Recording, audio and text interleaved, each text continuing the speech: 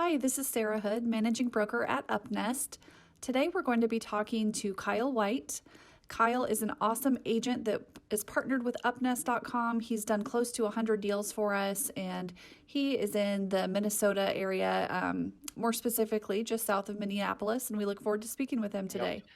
I'll go ahead and let you, Kyle, introduce yourself and talk a little bit about your background and how you got into real estate, why you do what you do, and who you work for, that type of thing, as well as what's going on in your market right now. Sounds good. So I'm Kyle White with Remax Advantage Plus. I work out of Savage, Minnesota, just south of basically the Twin Cities, the Minneapolis market.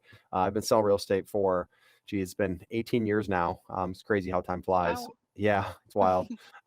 So 18 years in this game, the real estate game. Before that, I was actually a loan officer for a couple of years, and that's kind of why I transitioned into real estate. I saw the real estate as just more fun, gets you out of the office more, you get to meet more people face to face, that type of thing. So I really love the real estate aspect of it, and real estate's been very good to me. I've had a large team at one point. I had roughly 18 agents, buyers agents on my team. Now I've just got a handful, just a few people on my team, which is nice. Maybe looking to grow a little bit more though, as business has been growing again. But been very blessed with this business. It's treated me very well. I love real estate. A real estate investor as well. Own a handful of rental properties and things like that. So it's been Nice. a fun 18 years, no doubt about that. Yeah, fun is a great word for it, I'm sure. I'm sure you have some stories you can tell. Yeah, And it's funny you mentioned, the real estate side being a little bit more fun than the lending side. I could definitely see that. Fun yeah. is probably the word for it. I don't know if you know this, so I got licensed. I'm licensed to do home loans in 5 different states now because we launched Wow. UpNest Home Loans, and we're not in your area yet, but, I know enough just to be dangerous. We've hired experienced LOs who are working in that department for us now, but that's coming soon, hopefully in your market soon, but right now we're in 6 states, and just kind of, growing slowly and building that side of things the right way, so Very cool. yeah. So I got a couple questions for you, and I don't even like talking about COVID anymore, but obviously it affects the real estate industry. It has affected it. Yep, yep. In your specific market, how has it affected you, and is it still affecting your market? How have you had to change things up because of it? Yeah, so like everybody, right? March of last year, it hit us like a train, right? Like it was such a big drastic change in our marketplace. Showing houses was a challenge. People, they wouldn't allow us to overlap showings. They made sure that one person was there at a time. I remember going to showings, there'd be, 5, 6 people waiting outside to get into a house because the showings were backed up. And they just wouldn't let us go in, as groups. It have to be one showing at a time. So that's been kind of wild. Obviously, that's changed now. People now having multiple showings at the same time is very common again. For some sellers, though, they still prefer one showing at a time. We used to walk into houses last year and there'd be, sanitizer, booties, there'd be face Right. masks available, Yeah. gloves available. We don't see that as much anymore. Every once in a while you go to a house and there'll be some stuff like that out. But usually, most people have their own masks with them if they want to wear them. But Sure. less people are requiring it from a seller Yeah, the side. showings the old way. Yeah, so not anymore. For a little while there, we were passing documents back and forth, but Mhm. never it wasn't super prevalent in our market. I know in some markets it was super big. In ours, it wasn't super prevalent, but some Right. people were requiring that, make people sign before they walked in, saying, you don't have any symptoms, that type of thing. But not anything Right. like that now. Yeah, that's great to hear, and hopefully we continue to move in, a healthy direction in the right way, keeping people safe, but still helping them buy and sell. Exactly, definitely. Nice. A question I love asking agents because I get all different answers is how are you different? How do you set yourself apart from others out there that you want clients to understand when they come to UpNest, when they're looking at your proposal? Why are you going to be Mhm. different than anyone else? So specifically with UpNest, because of our relationship and how much business we've done together over the years, I offer a discounted commission rate. It's probably one of the biggest things that Hmm. I would say, just because of you guys have been so good to me over the years. We've had such a strong relationship that I really, really value the clients that you guys bring over to me. And so because of that, I do offer a discounted commission rate that I normally charge. So I'd say it's one of the biggest things. But even with the discounted commission rate, the quality of the service we provide, the quality of the photography, the quality of the videos, everything that we do doesn't change at all. Hmm. We still do top of the line. I mean, I think everything that we do is completely top of the line, as good as you're going to find in our marketplace. I have a marketing director on my team who specializes in, showcasing the property to make sure it's just in perfect showing condition. The moment that we, start showing it and marketing it. So, with me, I would say the biggest thing is that's probably one of the biggest difference makers, and then just consistency. We've been in Hmm. this for a long time on our team, and we have things pretty dialed in. but we're going to consistently provide results for our clients. And that's probably the main thing that differentiates us. Yeah, yep, that's great. And I can attest to that because I've seen it over the years. We do have a great partnership and we thank you for that. It's wonderful for us to know that when we see you get an interview with a client that came to UpNest, that more than likely you're going to win that listing. You're going to get in the door and get that property sold. And across the Mhm. nation, I've seen the way the market shifted this year specifically to a really crazy seller's market. Are you experiencing that in your area? Yeah, it's been a year like I've never seen before. I mean, 18 Hmm. years of doing this, we've seen kind of everything. And I know, before the 2008 crash, it was pretty wild then as well. 2005, 2006, multiple offers were pretty prevalent. But I don't ever remember seeing the price jumps that we were seeing in mainly the spring of this year. We saw a little bit late last year, but it was primarily, February, March, and April of this year. We were seeing, pricing on houses that just didn't even make sense, to be quite Yeah, quite honest with appraisal you. doesn't matter. Yeah. I mean, these offers that we were getting, I mean, they just were agents were just shaking their heads. It was like I'd go to listing appointments and I'd say, "Hey, this is what the market says your home's worth. What it's going to sell for, though, we should just get a dartboard out and throw numbers because Yeah. I don't have a clue what it's going to sell for, but I can tell you what the market says it should sell for, but my numbers don't mean anything right now." So that was kind of wild, that period of time. So that's been a big shift in the market, but it's changed now. Prices have gone up, obviously. Sellers' expectations have gone up along with that, rightfully so.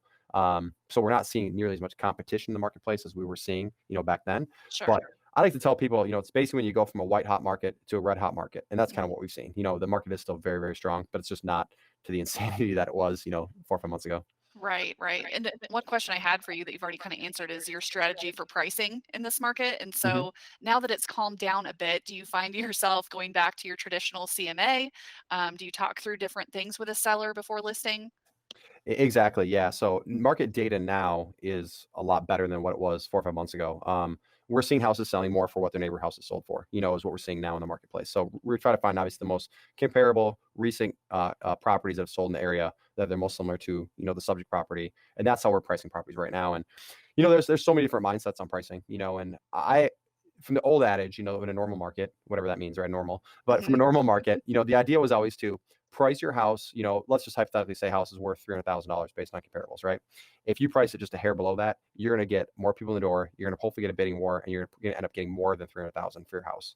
And that's the wisest position to do it in. Some sellers want to push the market; they want to test it higher, and obviously we'll work with them if that's what they want to do. But if I was going to sell my own house, I'd price it just a little bit aggressive, just to create that frenzy and get the more activity and hopefully get multiple offers to choose from. So. That sounds like solid advice. Mhm. What do you think is going to happen in the future with the market? The $1 billion question, right? So, so I sit through a lot of seminars. I listen to a lot of people that are much smarter than me on this, and the majority of people are saying that we should see another 3 years of growth in the real estate market, is what I've been hearing. There's and a few factors with that is what drives values, what drives appreciation of any market. It's supply and demand, right? Hmm. And as we know, the demand is there. That's very clear, right? There's a shortage of homes, and the supply, again, there's a shortage. So there's a lack of properties. So because of that, in theory, we should continue to see appreciation in the marketplace. The few variables that could affect that, though, of course, is rates. Rates are expected to go up over the course of the next year. They're talking about maybe a full point, is what I've been seeing before the end of 2022. So that will obviously change things, because most buyers are payment driven, not necessarily price driven, and payments will be going up. So prices, in theory, should not continue to drive up. And at the same time, there is obviously a backlog of moratorium properties that may be behind, and we're not sure what the government's going to do, what the banks are going to do as far as foreclosing, releasing those properties, what that potentially could look like. So there's a pretty wild variable there, of Right. a lot of inventory that could hit the market depending on how that's handled. So. Yeah. Interesting to think about. That's a good point. Mhm. Shifting back to UpNest, tell us what you like about UpNest, maybe what you wish could happen in the future. Any suggestions for us? Well, I mean, I love a lot of things about UpNest. I mean, one of the things I think from a client perspective is the clarity of not having to of just the way that your profiles show up. They can essentially interview an agent without interviewing an agent based upon the profiles that you guys have available. They should get a pretty good idea on who's going to be calling them, who's going to be reaching out to them, and who they probably want to work with before they even hear from us. Right. So. Very COVID friendly, I must say. Yeah, exactly, exactly. So I mean, I feel like a lot of people already have their mind made up on me before I even reach out to them. Which Mhm. which is pretty cool. You guys offered all that information about me before I even reach out, so that's really, really awesome. As far as critiques, I don't have a ton. I mean, you guys have dialed this in pretty tight. I think My only critiques would be, get me some more clients to work with, even more than you already have, I and thought you'd say that. yeah, of course. But no, I think, yeah, less competition for me and more clients to work with. That's all I'm asking for. Simple. Sounds good. Yeah. Okay, is there anything else you'd like to add? I can tell you a story about my weirdest experience with a seller, and you can decide if you want to use it or not. Sure, sounds good. All right, so I won't go into too much detail, but so I had met with a gentleman. He was in his. He told me he was 73 years old. He had just had heart surgery, and we were walking through his house. His house had a lot of stuff in it, and it was an older home, probably built in the early 1900s. Not a big house, but a 1.5 story. In a small town, probably 30 to 40 minutes south of me here. And so as we're walking through the house, everything was normal. And then we get in this guy's basement, and he was walking with a cane, and we get down there. So it's trouble for him to get down there. But we get down there, and he had some very interesting things in his basement. No.